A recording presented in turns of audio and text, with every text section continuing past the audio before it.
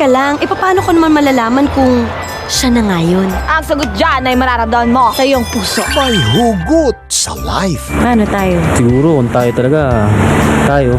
Pwede ka ba? I'm begging you. Balik mo sa akin si Greg.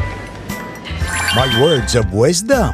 Siguro lahat tong pinagdaanan ko, malaking leksyon to para sa akin.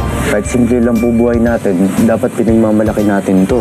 Siyempre, hindi mawawala mga patawa. Ya, blunt ka na.